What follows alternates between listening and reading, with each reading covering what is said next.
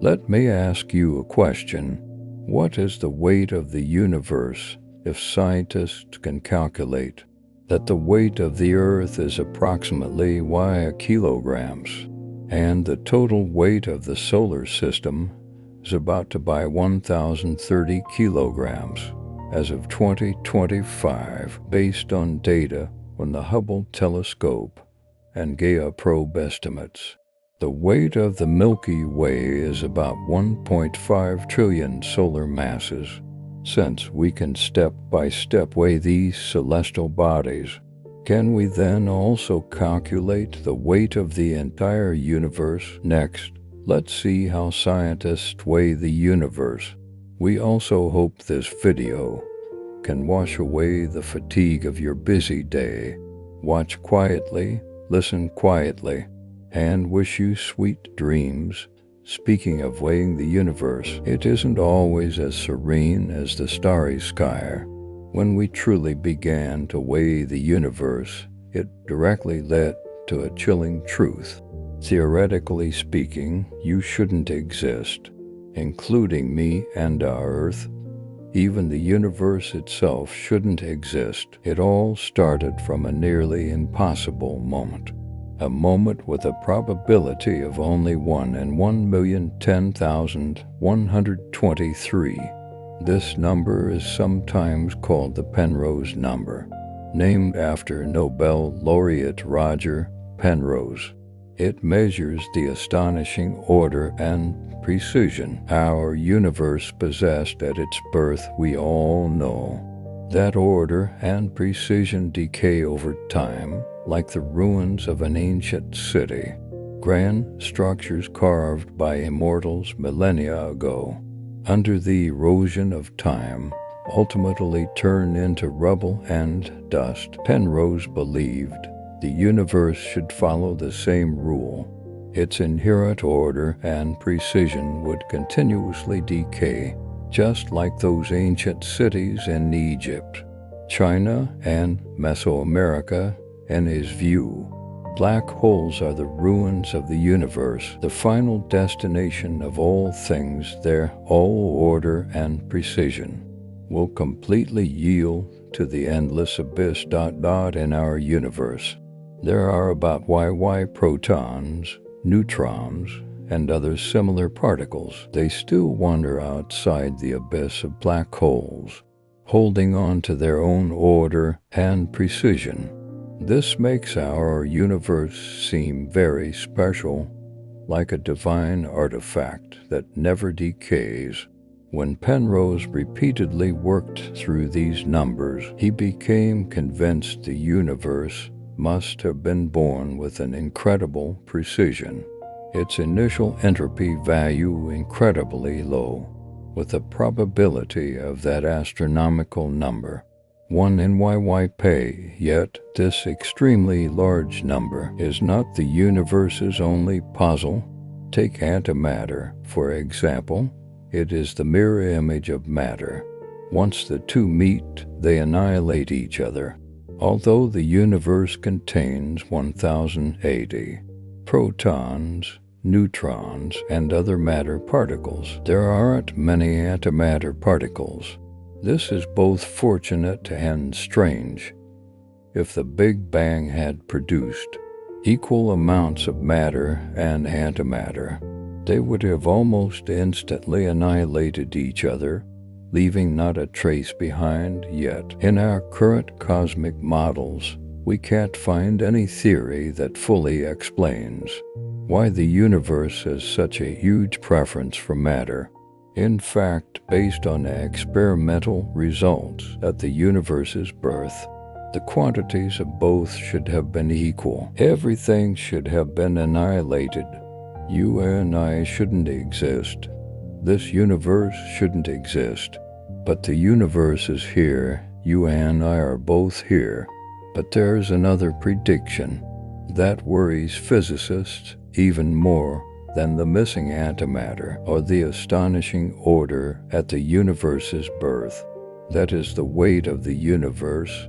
When theoretical physicists try to merge quantum mechanics with general relativity, They find the universe, at the moment of its birth, should have been crushed by its own weight, collapsing into nothingness. This overwhelming weight does not primarily come from planets and stars in galaxies, but from the vacuum of empty space. Our universe, normally speaking, should be crushed by the weight of nothingness. This puzzle is the famous cosmological constant problem. It haunts physicists like a ghost for nearly a century, and our modern exploration of this problem began with a new understanding of a basic concept, energy, in the mid-19th century.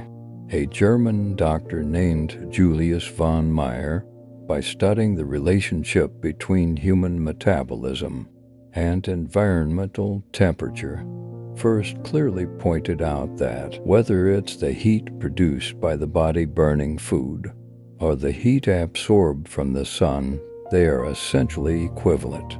He grasped a crucial truth: heat is just another form of energy. So what exactly is energy, and how does this relate to the weight of the universe, or the cosmological constant? Simply put, energy is the most precious resource in the world. We use it to drive vehicles, to heat homes. Even the phone you use to watch videos needs it. As von Meyer realized, energy exists in many forms. In the 18th century, humans understood that the essence of energy is the work that drives the world. Whether using the potential energy of falling water or the chemical energy burning coal, the essence of the Industrial Revolution was converting one form of energy into another form to drive machines. But Einstein saw a deeper truth. Mass itself is the ultimate form of energy. To understand this, just remember one iron law of the universe.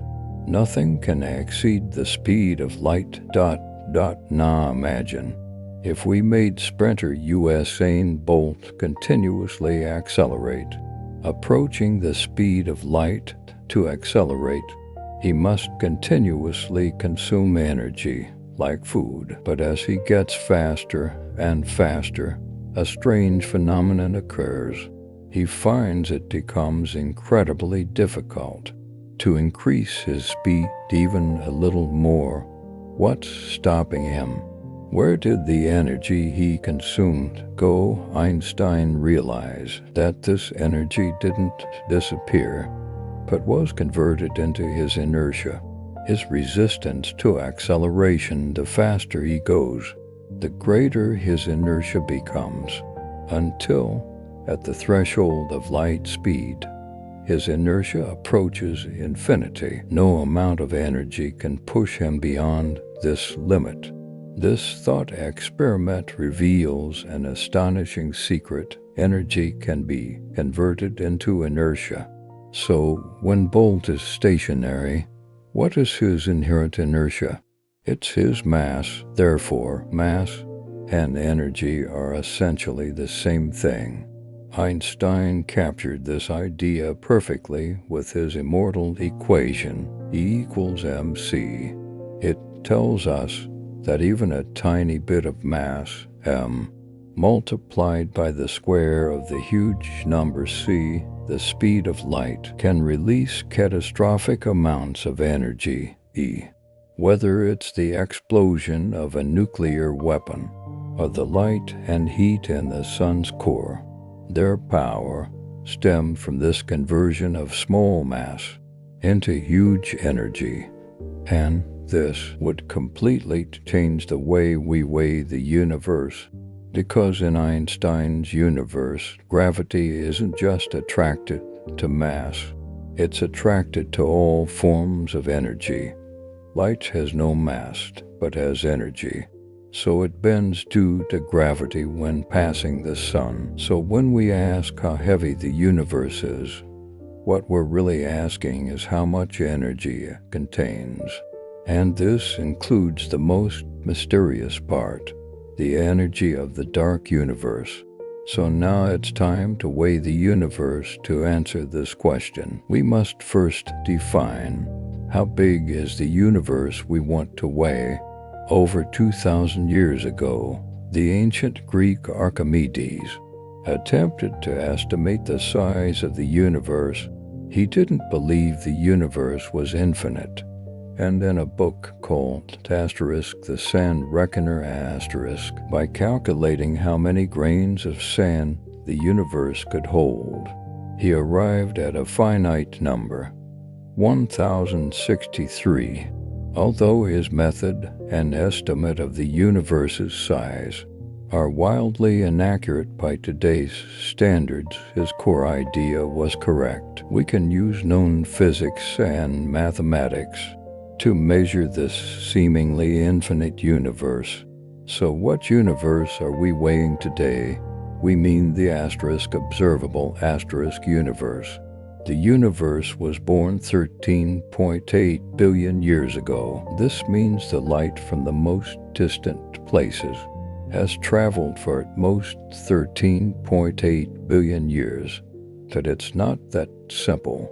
Because the universe itself is expanding, it's like running back on an ever-lengthening conveyor belt. Even if you run 10 meters, your distance from the starting point might be far more than 10 meters. Considering the expansion of cosmic space, the farthest distance from which we can receive signals today actually comes from 46.5 billion light-years away. So our observable universe is a huge sphere centered on us, with a diameter of about 93 billion light-years. What lies outside this range, we don't know and can never know. The physical laws there might be completely different. Therefore, if we want to seriously weigh the universe, the only thing we can do is to weigh this 93 billion light-year diameter observable universe. All right, let's start weighing. The most direct method is to count the stars. We know one sun's mass is about 2, followed by 30 zeros, kilograms, and there are at least 200 trillion stars like it in the universe. Calculating layer by layer like this, we can get a preliminary estimate. The total weight of all luminous matter in the universe is about 2, followed by 52 zeros, kilograms. But this method is too crude. It misses a lot of things. Scientists have a smarter method, not to count, but to look at the shape of the universe. Imagine the universe is a huge, invisible trampoline. How do we know how much weight is placed on it? The answer lies in an ancient beam of light called the cosmic microwave background radiation, CMB. This light is the afterglow of the Big Bang. It's like a scout carrying records of every space-time depression it passed through. By precisely analyzing this light, scientists arrived at a more accurate result. All the matter we can see in our universe, stars, planets, nebulae, including you and me, if you add up their total mass, it's about 1.5, followed by 53 zeros, kilograms. This number is several times heavier than the result we got from counting stars. But here comes the truly astonishing part. This unimaginably large number, the sum of everything you can see, actually accounts for only 5% of the universe's total energy or total weight. Yes, you heard right, only 5%. The remaining 95% of the universe is completely invisible. First is dark matter, accounting for 25%. It's like a ghost. It has mass, generates gravity, holding galaxies tightly together, but it doesn't emit light, doesn't reflect light. Light passes through it, you can pass through it. Its existence is inferred through gravitational effects. But even dark matter isn't the master of the universe. The true ruler is dark energy, accounting for a high 70%. If gravity is the force pulling the universe together, then dark energy is the mysterious force pushing it apart. We found that distant galaxies are accelerating away from us, as if someone slammed the accelerator on the cosmic car. This accelerator is dark energy. It is a repulsive energy, pervading all of space.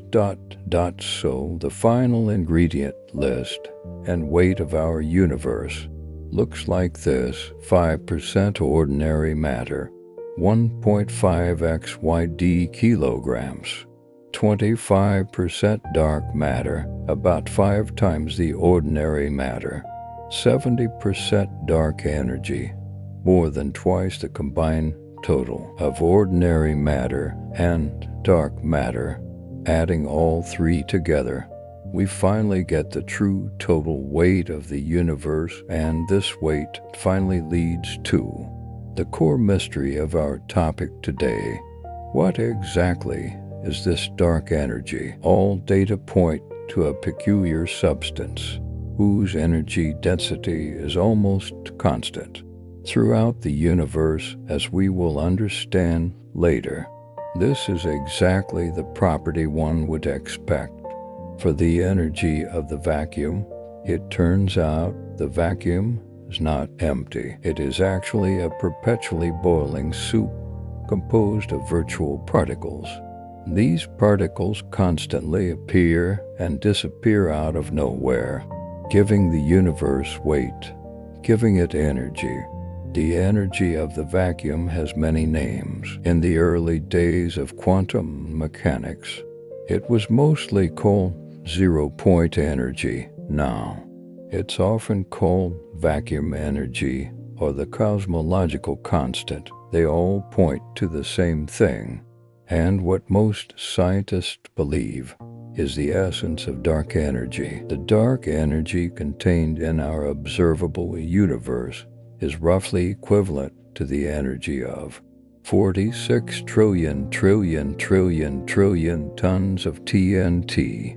When you add all matter and energy together, you find that the universe contains a total energy equivalent to 67 trillion tons of TNT. This is the weight of the universe. That might sound like a lot, but don't forget, all this energy is uniformly distributed across a huge universe. Its density extremely low. Dark energy is so dilute that the dark energy in a coffee cup-sized volume of space isn't even enough to crush the world's smallest bee. This is actually fortunate. It is this low density that allows the universe to grow old and vast.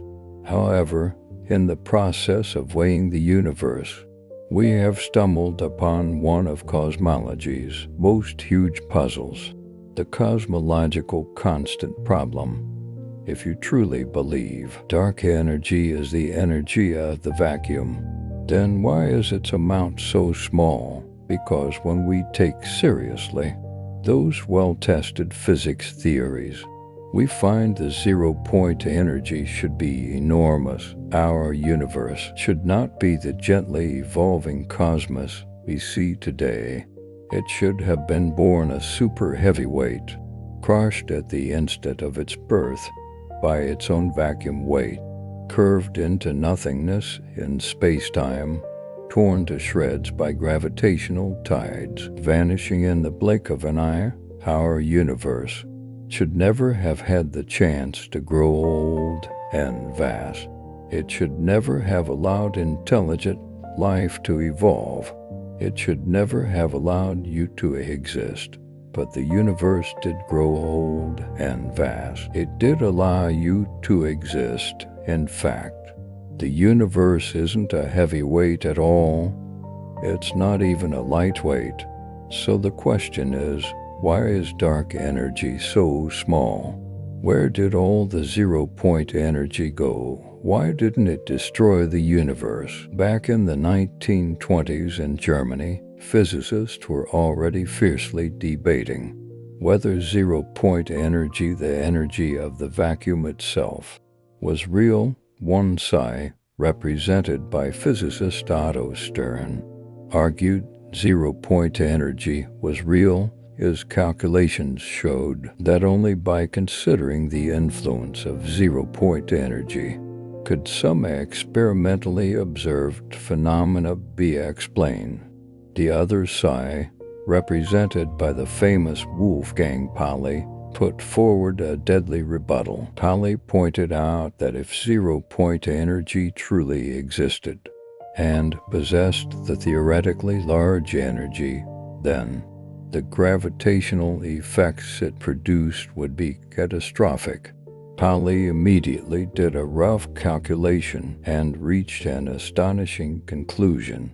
Under such enormous vacuum energy, the universe would be crushed by its own weight, its scale not even reaching the moon. This was the prototype of the cosmological constant problem. On one side, the huge vacuum energy predicted by quantum mechanics. On the other side, the catastrophic gravitational consequences predicted by general relativity. A huge chasm existed between the two. So, where does this mysterious vacuum energy come from? Imagine the universe around you. It's filled with stars, from threatening red giants to sickly glowing white dwarfs. Their light illuminates the entire universe. Around these stars orbit various uninhabitable planets and, of course, warm, pleasant planets like Earth. There are also towering gas clouds, colorful nebular wonders, the birthplaces of stars. All these things carry mass, carry energy. Now suppose a cosmic sheriff enters the universe and takes all of this away. Whether dead or alive, large or small, what would be left? The answer is nothing. A dark, silent, truly desolate place, the purest emptiness. Intuitively, you might think this void is weightless. After being ransacked, it should contain no energy, but that's not the case. At least, we believe it's not. Quantum theory tells us the vacuum itself carries energy. It carries zero-point energy. It carries vacuum energy. It carries the cosmological constant. As early as 1911, the famous German physicist, father of quantum mechanics, Max Planck, pondered the idea of zero-point energy. Soon after, another German, Walter Nernst, proposed that the vacuum is not empty, but a strange medium filled with immense energy. However, Einstein's relationship with zero-point energy and the independent concept of the cosmological constant, it was quite twisty. Initially, he was a proponent of both. In 1917, he proposed the idea of the cosmological constant, believing a repulsive force pervading all space was needed to counteract gravity to maintain the static universe he then believed in. He also collaborated with Otto Stern to calculate the effect of zero-point energy on light molecules, with results matching experimental data. But he didn't connect the two. Within less than 10 years, Einstein changed his stance on both issues. He reportedly called the cosmological constant his biggest blunder, but it turned out Einstein was right to introduce the cosmological constant and wrong to dismiss zero-point energy. The concept of zero-point energy gained traction in the mid-1920s. That's when the legendary physicist Werner Heisenberg entered the stage. In the spring of 1925, Heisenberg was deeply pondering the spectral lines of hydrogen. Late one night, in the early hours, he finally began to understand how hydrogen atoms behave. He began to glimpse the magical world of quantum mechanics, where everything is a game of probability. As he realized, it is precisely this game of probability that leads to the existence of zero-point energy. To understand how zero-point energy arises, go to the kitchen and get a large mixing bowl. Throw a marble into it. Wait for it to settle. Eventually, it seems to stop motionless at the bottom of the bowl. But is that really true? Can we really state exactly its position and its speed? If you zoom into the microscopic world, the answer is clearly no. Particles in the air constantly collide with the marble, causing it to jiggle back and forth. All right. What if we remove all the air from the room and cool it to absolute zero? Would the marble finally rest at the bottom of the bowl, or would it jiggle? The answer is it would jiggle. Heisenberg realized uncertainty is always present. The key to quantum mechanics is that it's a game of probability. You can only deal with possibilities, it turns out. The more clearly you know a particle's position, the less you know about its momentum, and vice versa. This means if we shrink the marble to the size of an elementary particle, we can never say it's precisely still at the bottom of the bowl, because that would mean we knew both its position and momentum exactly.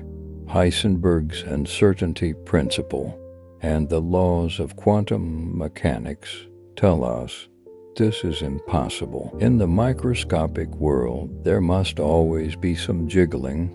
Now, let's return to the cosmic sheriff, determined to empty the universe of all matter and energy. Before his arrival, the universe was filled with various particles. These particles are actually just ripples in fundamental fields of nature. Photons are ripples in the electromagnetic field. Electrons are ripples in the electron field. Higgs bosons are ripples in the Higgs field, etc.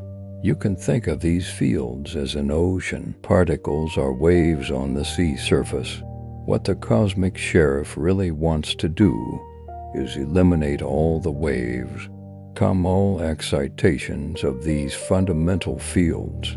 He tries to make the ocean of reality perfectly flat, but he simply cannot do it. Heisenberg's uncertainty principle means he can never make the ocean completely still. There will always be some quantum jiggling, tiny, fleeting ripples in the fundamental fields. But these ripples don't correspond to real particles you can touch or even grab, like real electrons or photons. If they were real, he would have already captured and taken them away. Instead, they are something more mysterious. They are virtual particles, fleeting ripples in the ocean of reality. These virtual particles forever appear and disappear out of nowhere in the vacuum. Like a boiling soup, you cannot grab them, but they do give the vacuum energy. They give the vacuum zero-point energy. But does the energy produced by these fleeting virtual particles really exist, or is it just a theoretical imagination? The answer is, it really exists, and it is powerful. We have experimentally, directly measured the force produced by vacuum energy. This is called the Casimir force. Simply put, when two objects are placed very, very close together in a vacuum, The vacuum energy between them changes, producing a measurable force that pulls them together. This force is ubiquitous in a microscopic world.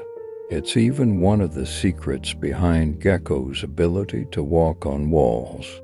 So, since we've proven that vacuum energy is real and tangible, the next question is, how large is it? Please be prepared, because the result from theoretical calculation will overthrow your perception.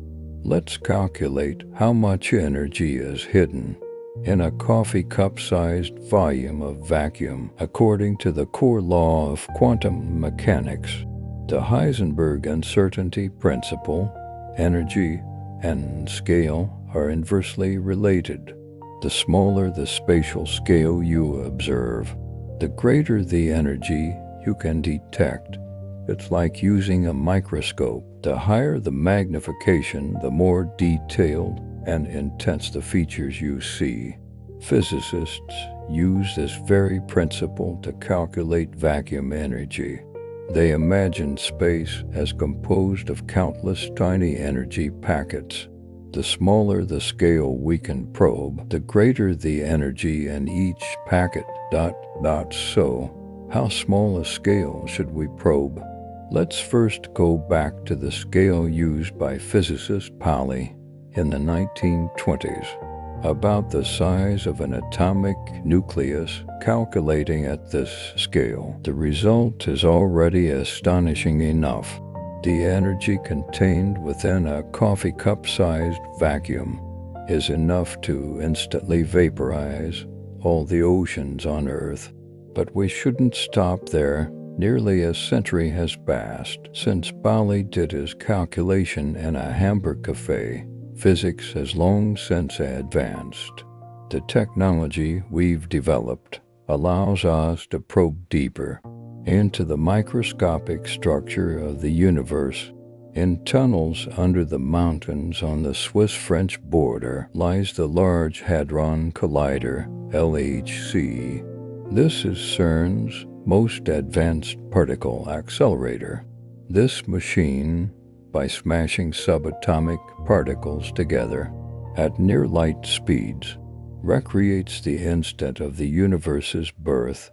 These collisions allow physicists to glimpse the microscopic world with unprecedented resolution, slicing the universe into pieces 10 to 19 meters in size.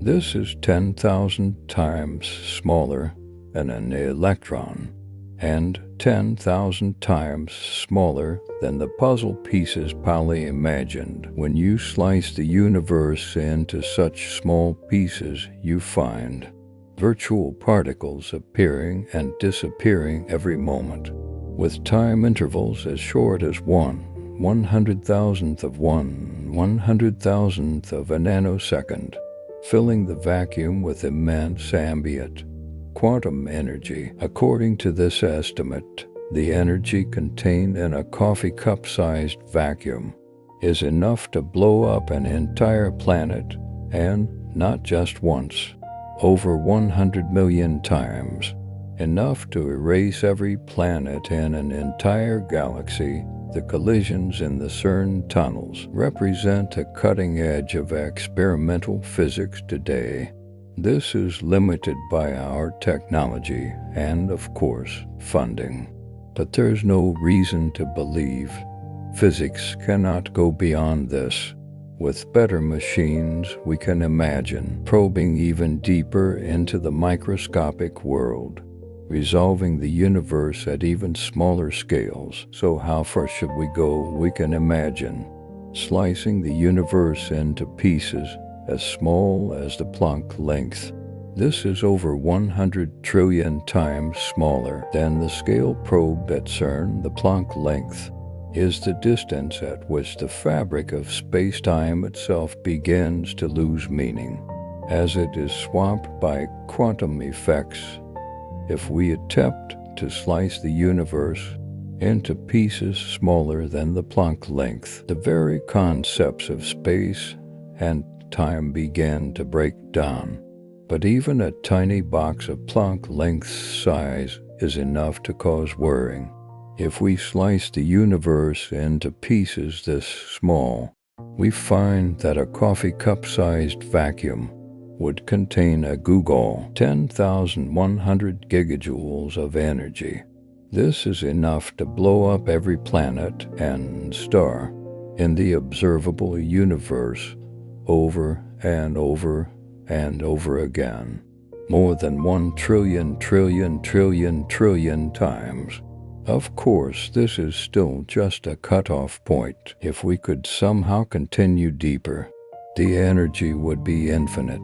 So, should we be worried, knowing that the vacuum is all around you, between air molecules, even in the gaps between the atoms of your body, lurks such tremendous energy? Should we feel fear? Well, in a world without gravity, there is nothing to fear because this 0-point energy is constant.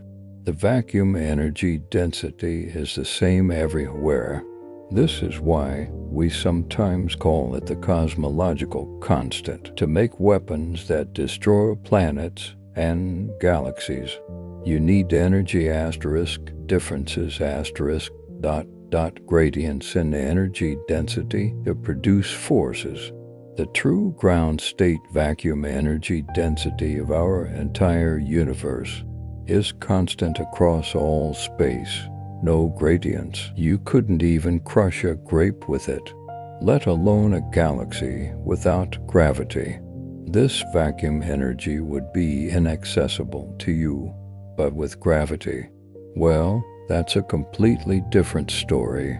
With gravity, vacuum energy becomes frenzied. To understand this, we need to understand how gravity works.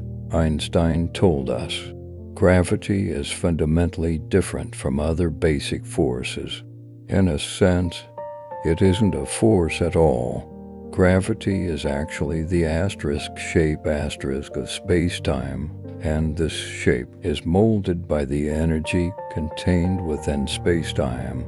Therefore, it's not just mass that bends space-time, because mass is just one form of energy.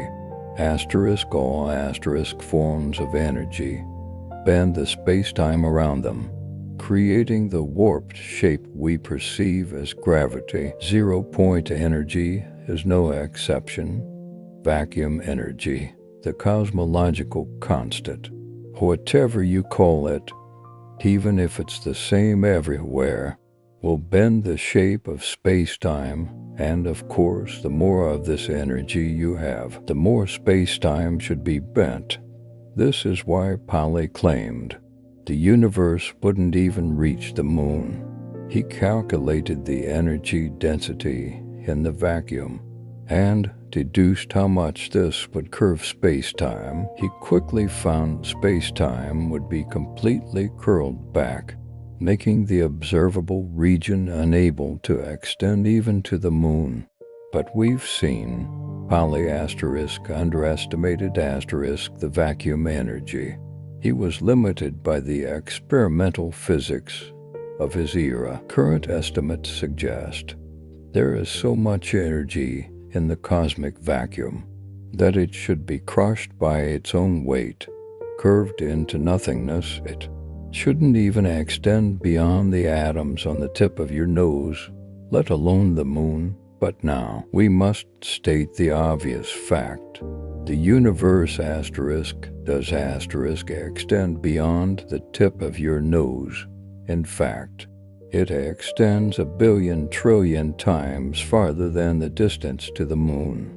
The edge of the observable universe is about 47 billion light-years away. If the cosmological constant truly exists, then it is much, much, much smaller than we expect.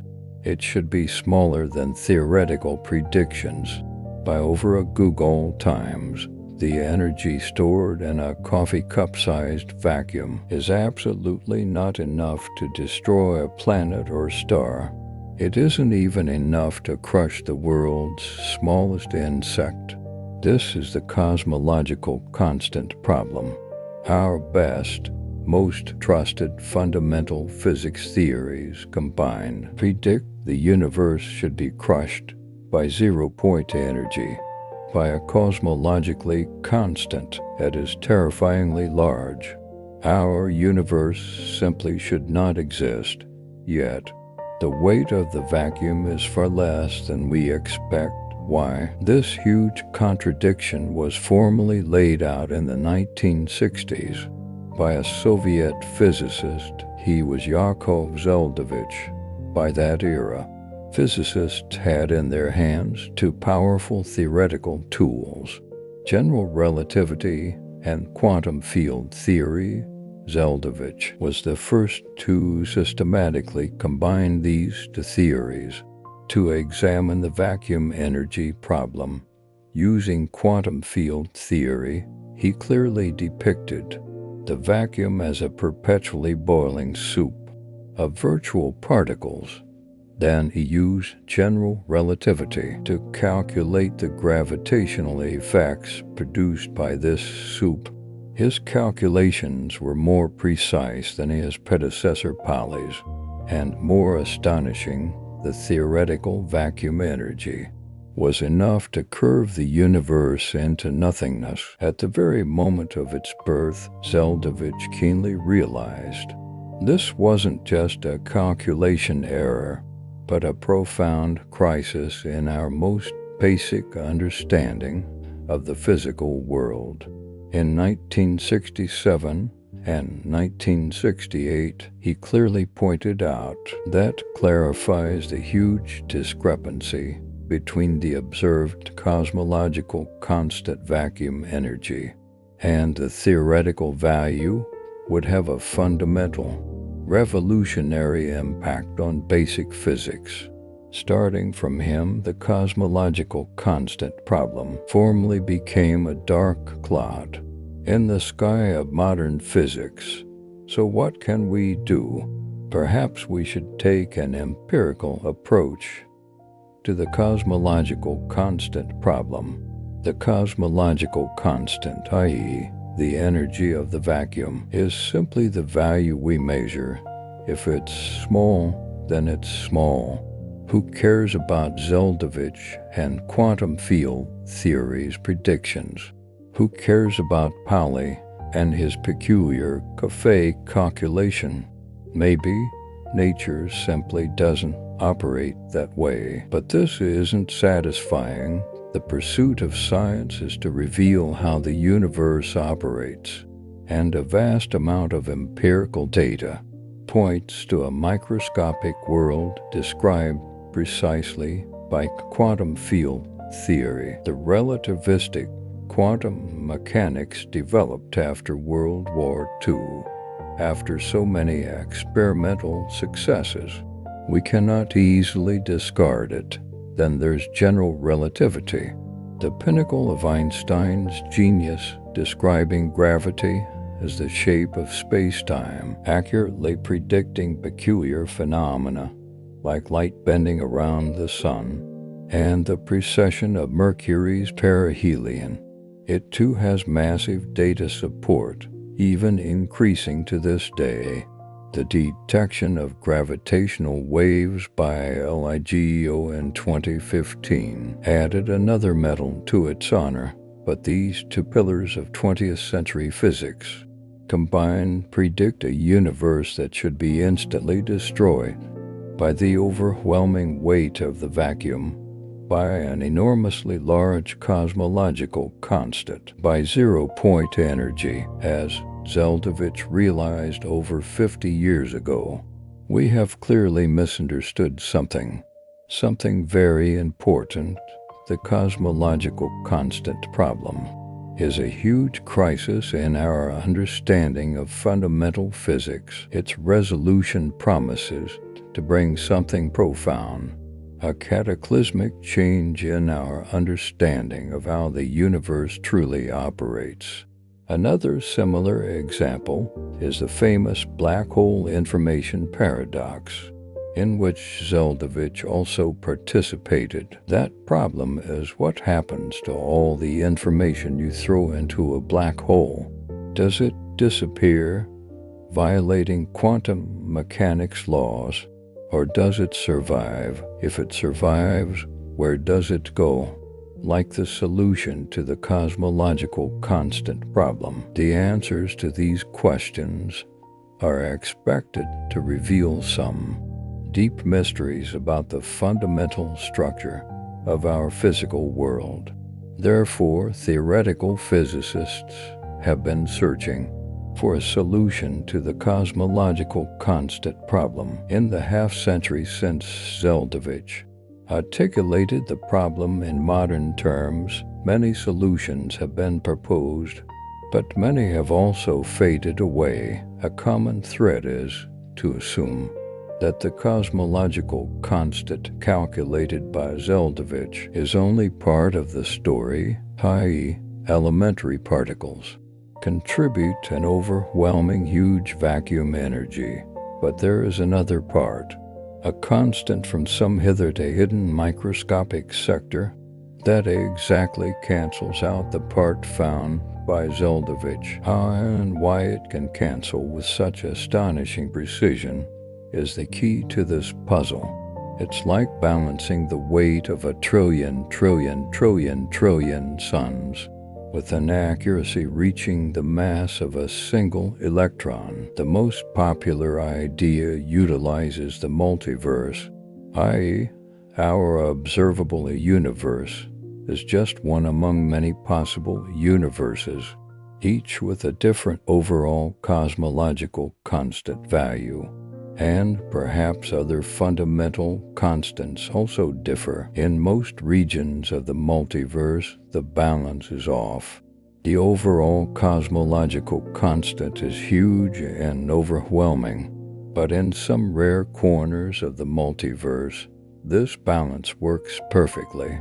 The overall cosmological constant is small, like in our universe. String theory, our most promising candidate for a theory of everything, predicts that such a multiverse might exist, possessing all the required hidden sectors and countless possibilities, depending on who you ask. String theory predicts the existence of 10,500 to 10 million to 172,000 different vacuum states, different universes with different ranges of vacuum energy, different cosmological constant values. This multiverse is called the string theory landscape. It is precisely what we need to tackle the cosmological constant problem, with an innovative, albeit controversial, idea. If in this possible multiverse, small cosmological constants are rare, then why do we find ourselves in a universe with an extremely small cosmological constant? This is where some physicists advocate the anthropic principle.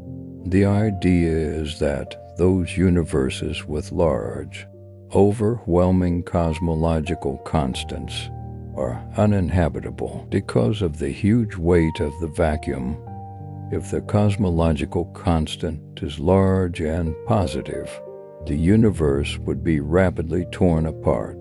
Matter couldn't aggregate, stars and planets simply couldn't form. If the cosmological constant is large and negative, the universe's expansion would rapidly turn into a doomsday-like big crunch, being crushed before stars and planets could form. Only in those rare universes like ours, where the cosmological constant is surprisingly small, are the conditions just right for slow, gentle cosmic evolution, allowing time for star and planet formation, and providing a home for complex life. Only in these just right places can species or beings like Polly or Zeldovich eventually arise and become smart enough to pose the difficult question about the cosmological constant. But not everyone likes this explanation Some say the multiverse and anthropic selection are unscientific because they cannot be falsified, though this isn't entirely true. As early as 1997, Nobel laureate Steven Weinberg and his collaborators argued that if the vacuum energy were less than 60% of the universe's total energy budget, then the anthropic principle couldn't explain why it was so small. This was a testable prediction for the anthropic principle solution. As it turned out, less than a year later, astronomers announced the discovery of dark energy, which accounts for about 70% of the total energy of our observable universe. The anthropic principle passed its first test, but people are still searching for alternative solutions that don't rely on anthropic reasoning. These ideas have various names: supersymmetry, large extra dimensions, vacuum energy sequestration, pancosmic relativity, etc., varied and numerous. But currently, there is no consensus. The mystery of the cosmological constant remains unsolved. So we set out to weigh the universe and stumbled upon one of the most embarrassing problems. In fundamental physics, we weighed the stars, planets, and interstellar gas clouds. We weighed the dark matter halos enveloping our galaxies. We also weighed the vacuum and found it to be incredibly light. Where did all that zero-point energy go? Where did the weight of that boiling soup of virtual particles madly appearing and disappearing go? It should have crushed the universe at the moment of its birth, but it didn't. Our universe is incredibly light, a gentle giant. It allows you and me to live in a galaxy called the Milky Way, beside an ordinary yellow star on a rocky planet. All right, my friend, let's pause our conversation here tonight on the mysteries of the universe. Now, allow me to press pause for you. Set aside all thoughts and inquiries and simply, quietly be in this moment. From here, my voice will fade away, leaving only the silent tapestry of the cosmos and a carefully chosen piece of pure music tuned to 432 Hz. Science suggests this frequency resonates deeply with the natural vibrations of the universe and the rhythm of life itself, soothing your nervous system and guiding you into deep relaxation. Now, find your most comfortable position. Gently close your eyes or let your gaze rest softly upon the stars. May you release all weariness from the world, letting your consciousness drift on the waves of music, floating into boundless tranquility. Good night, sweet dreams, until we meet again among the stars.